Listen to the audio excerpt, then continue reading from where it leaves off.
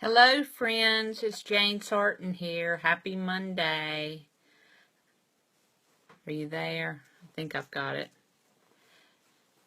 Sorry, I wasn't sure whether we were on or not. I hope you all are well.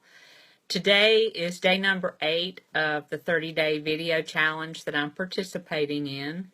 And we have been exploring the book One Word That Will Change Your Life. And that book is written by Jon Gordon, Dan Brighton, and Jimmy Page. And today we're going to go through the final step in the one-word process, and that is live your word by looking out.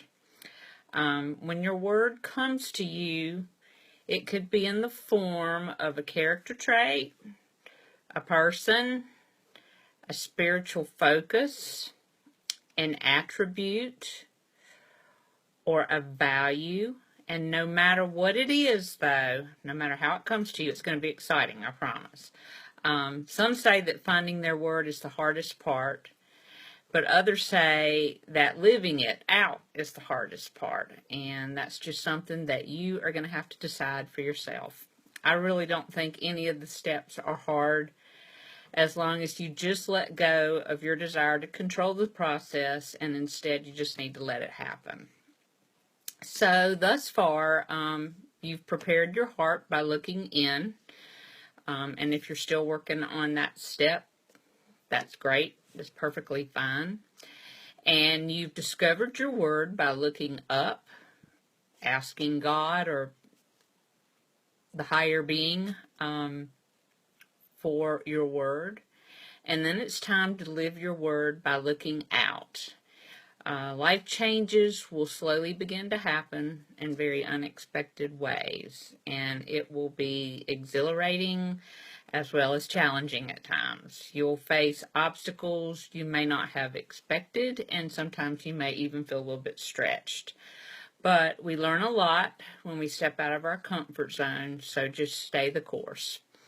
I promise the results will be worth it, as most of the time they are. So you may immediately see some areas in your life that you could use some improvement, and you may think, wow, this is going to be easy.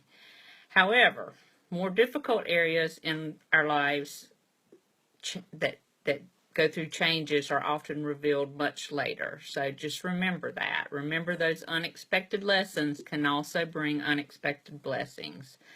Be open to receive them. You want to just, don't be so closed-minded. Just go through the process is all I can say.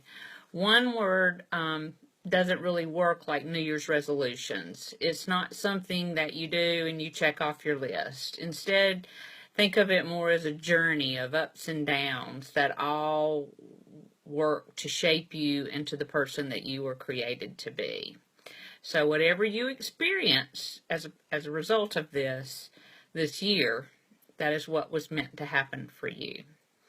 So I hope all this is making sense. Tomorrow I'm going to give you some tips on how to keep your word front and center, because you need to focus on it. You need to not just pick a word or find a word and just forget about it. You need to always see it and stay focused on it. So I'm going to give you some examples of how to do that, as well as some examples of words that people have used.